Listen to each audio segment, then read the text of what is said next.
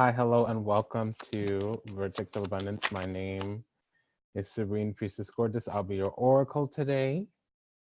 And I'm here to preside over the Soul Purpose Saturday. I'm just going to go ahead and jump into the energies. I'll be doing a revolving door ceremony. And we already have the foundation laid. It seems like the negative space came out to speak immediately.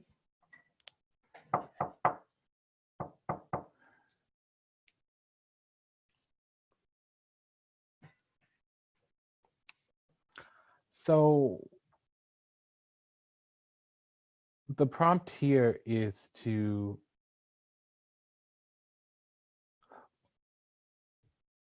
it'll make itself known in a moment.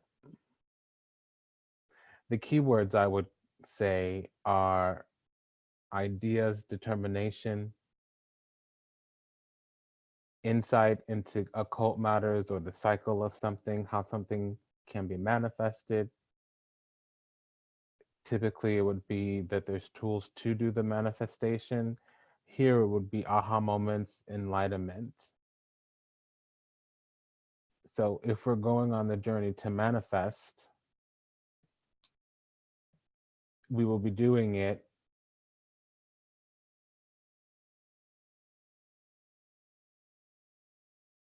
according to fate and destiny.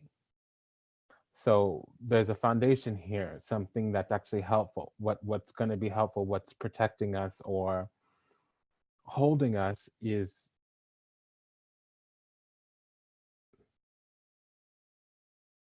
our will for living, playing, competing, going out and being free, going out and enjoyment. I'm hearing some childlike ideas, so that would be creativity, spontaneity, frivolity, not so much in terms of being frivolous, but being living carefree, going about something to experience it rather than accomplishing it. Okay. So Soul Purpose Saturday is for the purpose and intent of helping the collective live in their bigger and brighter and better self by through the mechanisms, means of living their soul purpose, spirit, karma, destiny. So your purpose in this world is to use your gift for the collective. Now, the collective is the universal love vibration, okay, of oneness and unconditional love. So what's behind us is that we're growing, we're expanding, we're experiencing, we're having glory and victory and triumph in our gifts. We're coming to awareness of our gifts. And we're going on this journey of having aha moments or seeing the incarnational cycle or the or having final decisions, final awarenesses, final awakenings from the higher self towards our incarnated self, our sleeping godlike self. And that looks like enlightenment, academia, illumination, self-searching, self-illumination and awareness in the society. But again, when we're us living our lives, having our light on, being bright, shining bright like a diamond, it's going to show us where parts of the collective are in alignment with us and where we want to move towards. So we're being asked here, what do we feel? We have marching orders, but see, these marching orders are from our higher self. There's some sleeping part of us that's more and more and more and more and more each day at the door saying, hey, you see me? Hey, do you feel me? Hey, do you hear me? I want to feel alive. I want to live with you. But it's your higher self, your inner self, your childlike self coming to the now. Your future self coming through into the now. So if we take this journey of coming to the table and manifesting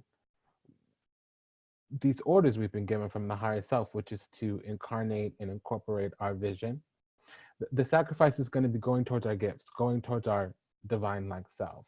What is our gift? What is it that we can do here on earth? What can we do for others here on earth to create a bigger, brighter, and better humanity, to nation build, to share these co-creation needs we have on earth with our fellow human, with the greater, bigger humanity collective.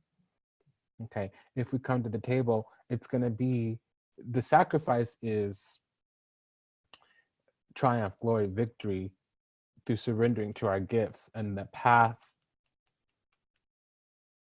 that it leads us down to show up and co-create.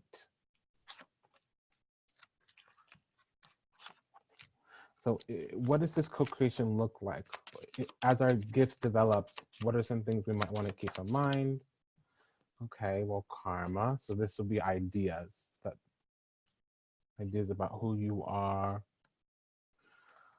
Well, see, the matter at hand here is what's out of our hands a little bit is our path, the true, authentic, right path that we should be on. Because there's a difference between illumination and enlightenment. So this is a little bit of false light over here. Check the camera. Okay. Yeah, so this is a little bit of false light over here.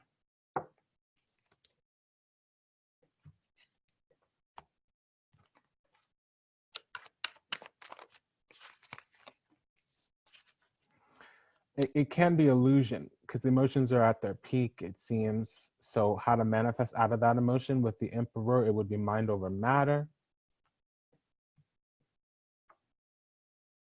And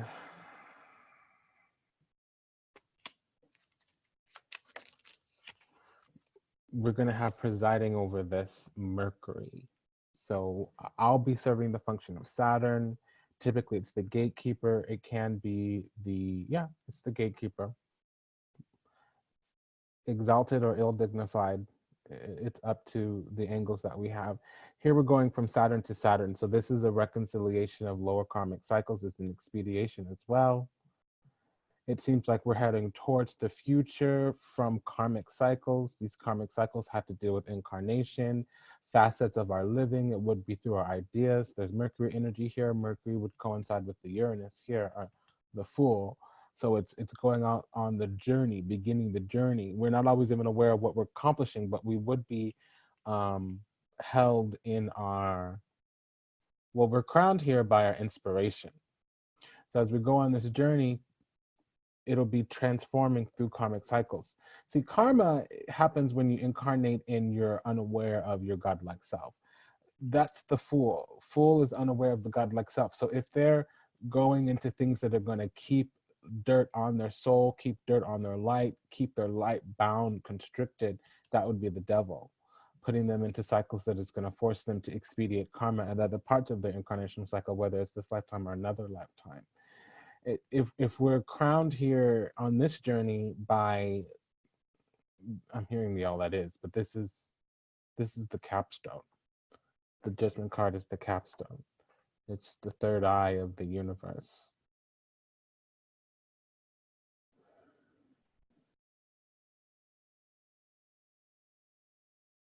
We need to connect with our eternal spirit. If we don't go down this journey, honing our gifts through our inspiration, our drive, desires, passions, ambitions, soul's ambitions, we're going to be bound by the devil, karma. And if we expedite our karma, which means just go down the journey to experience whatever, no matter what it brings, not looking at exactly what we want, but all the reasons why we can't get to it, actually focusing on what it is that we want and what it would bring into our lives if we accomplish it, things would move forward. See, I think sometimes we try to slow things down.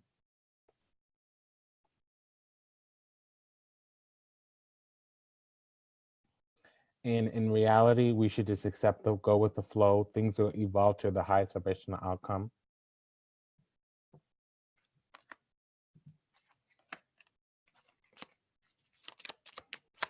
Why are we so overly excited? Emotions are at their peak here because we could literally see our foundation shifting. And if we're ignoring our karmic cycles or holding on to them and not walking out of our karmic cycles, that would be what does this over exacerbation here. So now this is someone that needs to make changes to the foundation, maybe changes to a structure, changes to an alliance. This is someone that is forced to make hard changes to their path because the path they were going down was cursed or karmic. And they're planting seeds that are toxic. Let me give you an example. You know, the goddess is the sky, the universe. The stars in the sky are the gods. The planets, the asteroids in the sky are the gods, but the sky itself, the universe itself, that is the goddess. So the field that you plant a seed in, that's the goddess, okay? But the god would be the seed that gets planted. So if you're planting a seed and it doesn't grow, there's something wrong with you. You're not able to yield bounty. You're not able to fuel the harvest. Now, if there's something wrong with the soil, it means you've upset the goddess. You haven't loved her. You haven't kept her quenched. You haven't satiated her. She could yield to you, but you've been feeding her things that depletes the nutrients, depletes the soil. Think of it as a friendship bank account, depleting. Can you make more deposits in your bank account or withdrawals? If you make too many withdrawals, there's nothing there. It's going to wither and die. You're salting the earth. So you're sowing seeds of your own demise. And you have a very bright future, but it seems further and further and further out of your hand because we need to have go to the next level, go to a different level, play a different game, different structure for different folks. Okay. So that's this building up of a structure that we need. That's really what we needed to focus on. So the change to make in order to be most abundant, the towers, sandcastles in the air we're building that we might need to kick over and step into reality. We need to come into alignment of spiritual law. This is about going into the promised land. We do have the option of being in the goddess's hands, but we cannot forsake the goddess. So there is a higher relationship with some higher power. Adi Shakti, Ashtalakshmi, Mahalakshmi, Mahakali, however you want to see it. I'm seeing it, I'm feeling it. Okay. There is some type of universal connection relationship. So that's called a devotional path. Utilize logic, reason, and common sense. So spirit is already talking to you. It's already manifesting in its life. You're already making contact with it.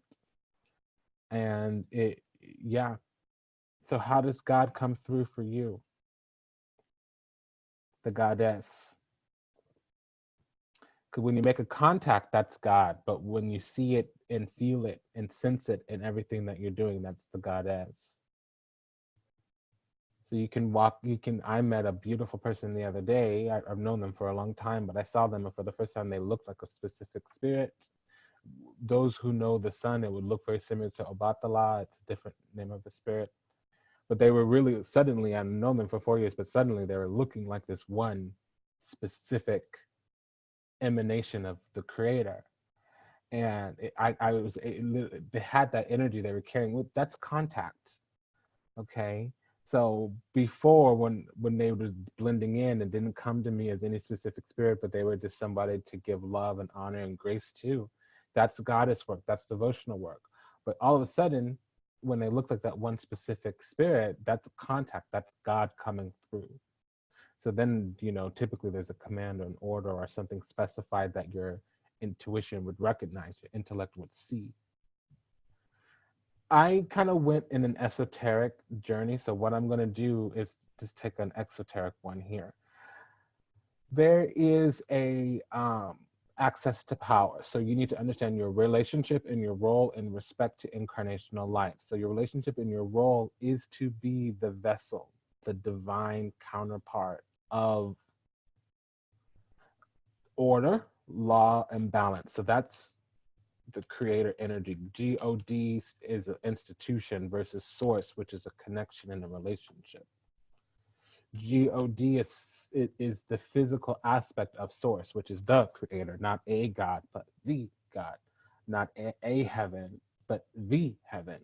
That. So we have a role in relationship to that, and it's manifesting here. There's still things to go through in the cycle. We need insight, we need courage, we need escape out of prison. We need to know the specific tool, technique, technology, the theory that takes us out of the devil's hand, takes us out of the underworld, takes us out of the unaligned demonic thought vibration. Okay, we need ways to see these things and they need to be tools. I'm hearing techniques. There's a lodge in the temple called, well, it's the library. You learn a technique there called epiphany, waking up in the dream, perceiving the phenomena of the universe, sacred weaving, spiritual triangulation, use logic and reason, common sense. Virgo,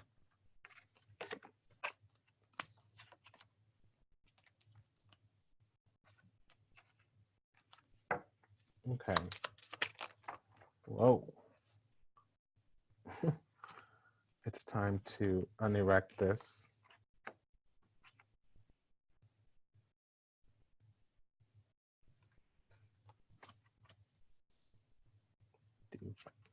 Devocation.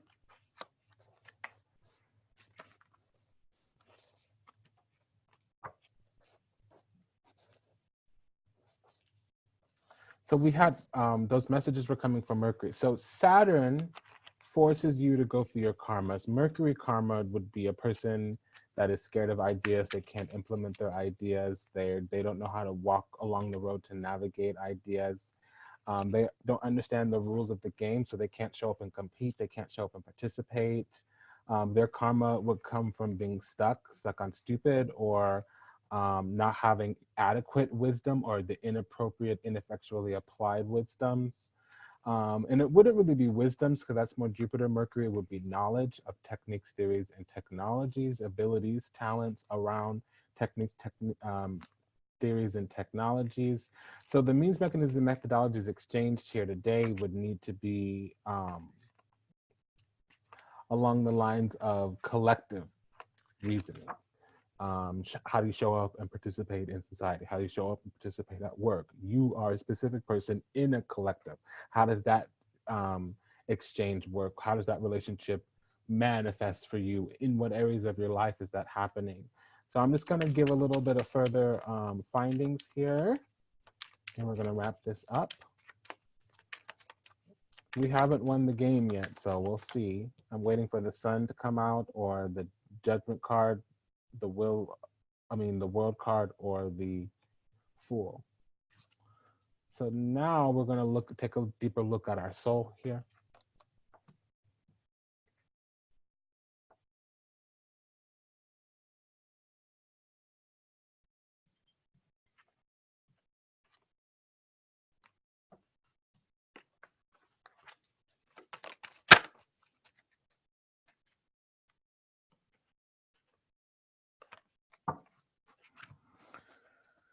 Okay, so it seems like for those who are finding their dharmic path, they're becoming more righteous and purifying their karma.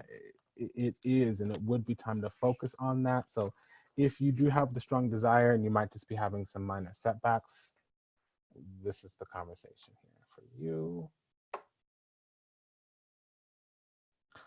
So it seems like the emissary here is the collective, the soul group, the oversoul. And it seems like there's cycles to close out. Okay. There's big things on the horizon, but there's something in the now that's blocking it out. We're not aware of the cycle. This is in reverse. I no longer read reverse unless it falls out upright in reverse, only in the thought deck. Otherwise, I read the fives in reverse and the hangman in reverse and the moon in reverse, and that's it. Nothing else in reverse. New techniques, and I'll update them in the mystery school. So and anyone doing refresher or auditing or continuing education in the lodge, you'll be able to access those changes in the code. So this is going on the journey to align, and unfortunately this alignment is going to involve a hard truth coming out, because there's a cycle that should have been closed, and this is actually detoxing. So letting something go or closing a door, and it will be that we're wanting to manifest things that we can't see coming together, where it's not, we would have to step off the throne. We're not receiving grace for a couple of things that we've allowed to be in our psyche. So our foundation is repelling things that are psychic, that are in our astral body. We don't know what to sacrifice. We shouldn't sacrifice our soul, and the universe won't open up to these things because they're, something will shift suddenly for the worse. We shouldn't incorporate being out of alignment and see if we're chasing, running.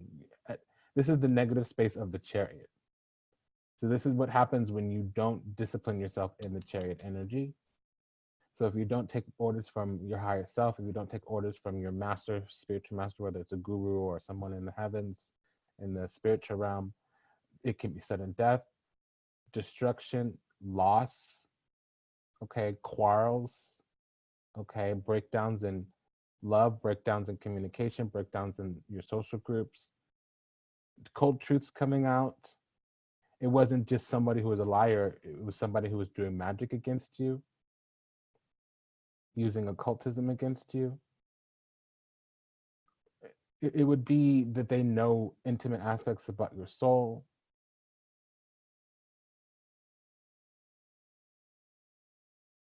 It was somebody that you opened the door up to that you need to close it. So it would be someone from the past,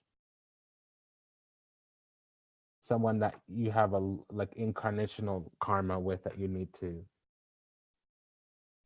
heal. And again,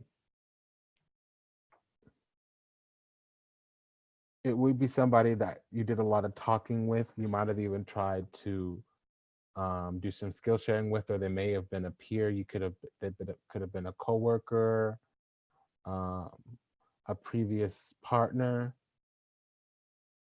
at a younger period in your life, a different phase in your life. You're going to be breaking up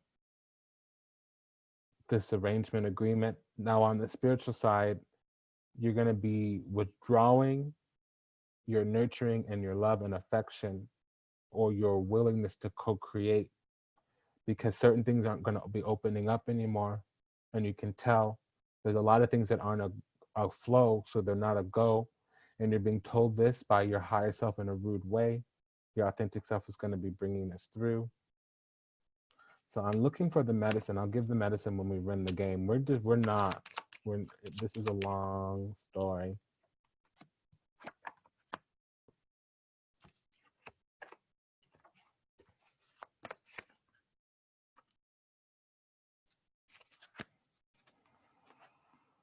Yeah, there is somebody in our lives with very hidden feelings. They're dishonest. I was getting that earlier, and I have the confirmation because we're a queen. So we have a lot of love and prosperity. We have a lot of beauty. We're charmed and graced by spirit. Especially, and you know, this happens when you're an empath and you're attracting narcissists. You know, a narcissist is going to look at you being like, I hurt you. You need, you know, I made you. You need to get your juice from me. And when you can go through karma and when people are harming you, even if it's that specific narcissist, or when you're just kind of rolling with the flow and going with the punches, rolling with the punches, going with the flow, it an evil person, a lost soul, a fallen spirit will look at that. An earthbound spirit will look at that. Someone in the depths of a dark journey of the soul or a deep karmic cycle through repression projection, they'll look at that and think, why aren't you hurting more? Or why aren't you, you know, these negative things are being inflicted on you. Why is your self-worth and value not fallen? And see, when you have light in you, you look up towards what's next, towards the heavens, towards healing, towards something virtuous. And that means you're not materialistic. You're not stuck on the now. You're not holding on to the now, keeping yourself stuck in the past. You're looking towards something bigger. When you're forced to let something go, you're looking towards what's next. So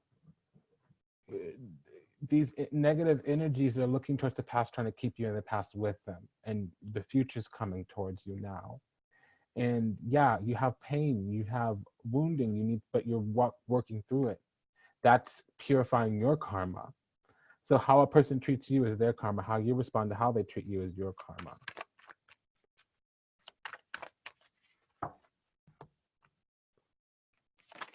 Ooh. So we got that here. Yeah, so you have a lot of strength, courage, and wisdom, and it's infuriating this individual in your life. It is somebody that is lurking around the perimeter. You have had to move into some alignment with this individual. There was a break or a pause or a stasis in the exchange. Something will be confronted, but you've turned your back to it already. You've turned your back to this person at least.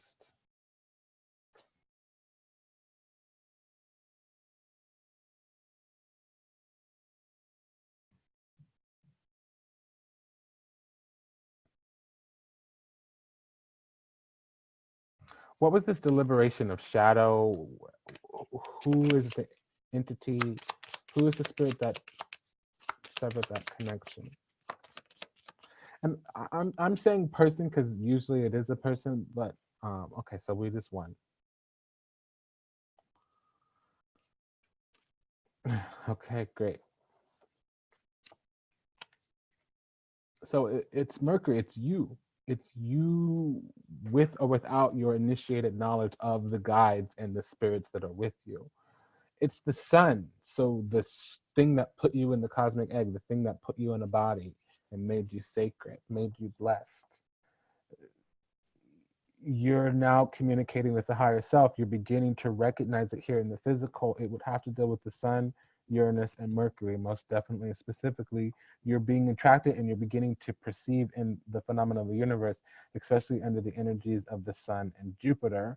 So righteousness, dharmic path, truth, justice, divine truth coming and working and being in alignment.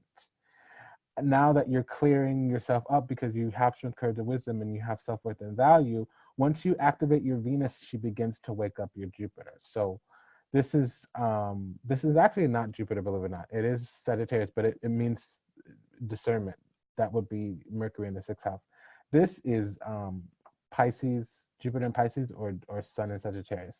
So we have you being in alignment, showing up to the table, participating, showing up for yourself, working on your gifts and your talents, putting all your energy into that, and it's creating a bigger, brighter, better life now.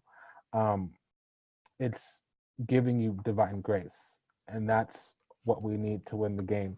If you're going to have revelry and indulgence, go towards the light and go towards your own light, go towards your own illumination, go towards your own empowerment.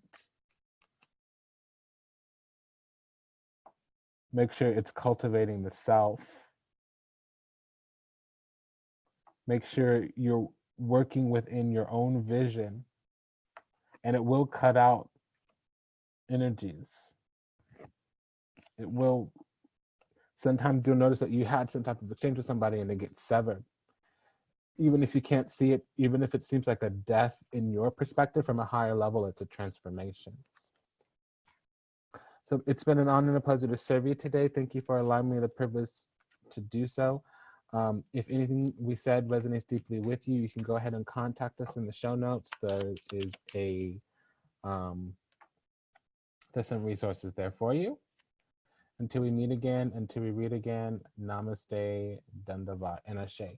So the closing guidance is to work on your self-worth and value, because there's something off, there's something out of alignment in respect to your drive, desires, passions, motivations, ambitions, heart's desires, okay? You might have pessimism, you might be believing in the worst, you might not be on the right path, trying to go down the wrong path. You might lack a specific vision. You might supposed to be using your spiritual abilities and you're not, maybe because you're afraid of them. You're trying to do things you shouldn't be. You're not doing the things you should be. It is of a spiritual nature. What it is you're not giving thirst, you're not quenching the thirst of your soul all the same. So your destiny is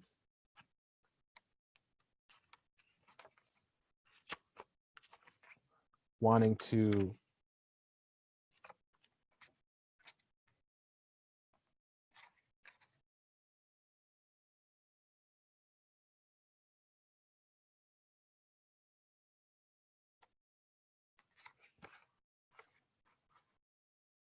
give me just a second.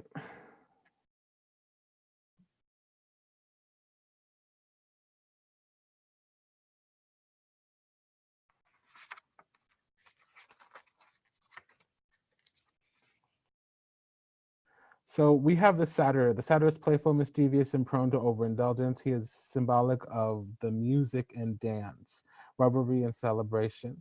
The Satyr also represents decadent, lustful, and lewd behavior. So it's good. Don't get off path, is what this means. Make sure you keep your vision in mind. If you get off path, what happens is you'll bring in karma. This is bestial in its nature, but it has a lot of force, and it needs that ability to know what feels pleasurable so that it could drive towards something. But it's the dose that makes the poison. So everything's good in moderation. That's the thing with all the queens. Yes, you can yield. You can yield from the harvest. All the things of the earth are yours for the taking. But you can't have mind over matter if you don't have something higher that you're subscribing to. So mind over matter, the mind would be the to some type of master, spiritual master.